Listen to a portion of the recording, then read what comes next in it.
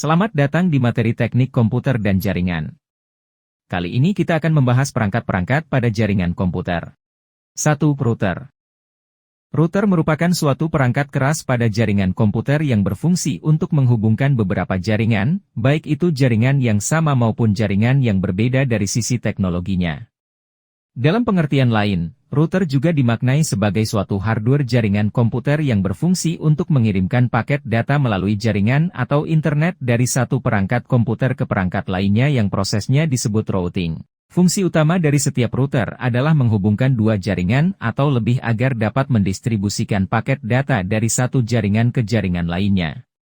Namun secara lengkapnya, fungsi router juga untuk mendistribusikan IP address kepada setiap komputer dalam jaringan, baik secara statis maupun dengan DHCP, untuk mentransmisikan informasi atau data dari suatu jaringan menuju jaringan yang lain, dan menghubungkan suatu jaringan lokal dengan koneksi DSL, Digital Subscriber Line. Router dapat dikelompokkan dalam beberapa jenis. Namun jenisnya bisa dikategorikan dalam dua kelompok, yakni jenis router berdasarkan mekanismenya dan router berdasarkan pengaplikasiannya. Jenis router berdasarkan mekanismenya.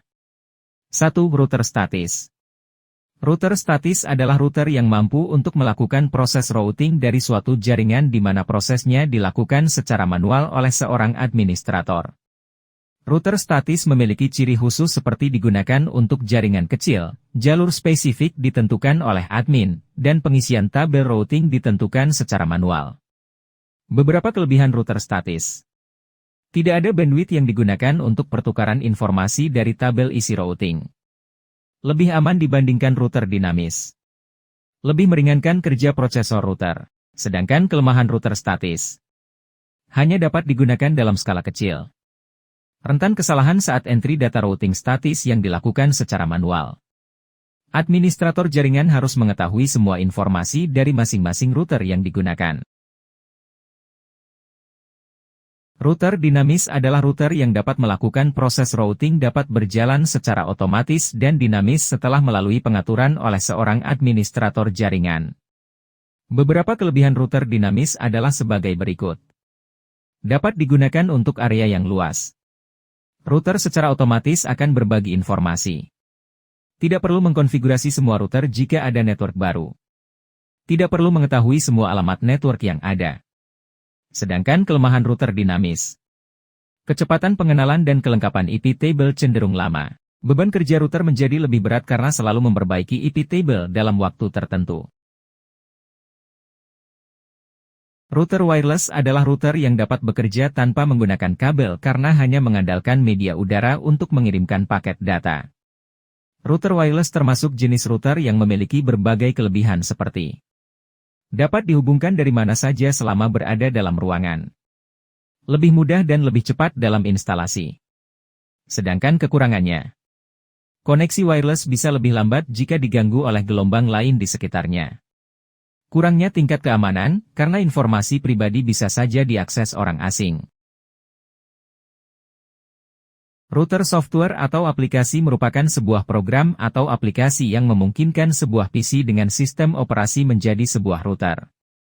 Router software ini merupakan sebuah software yang dapat diinstal pada sistem operasi komputer, seperti Windows, Linux, ataupun macOS.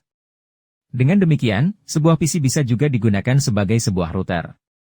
Beberapa software yang biasa digunakan sebagai router antara lain adalah Wingate, Winroot, Spygate, dan masih banyak lagi.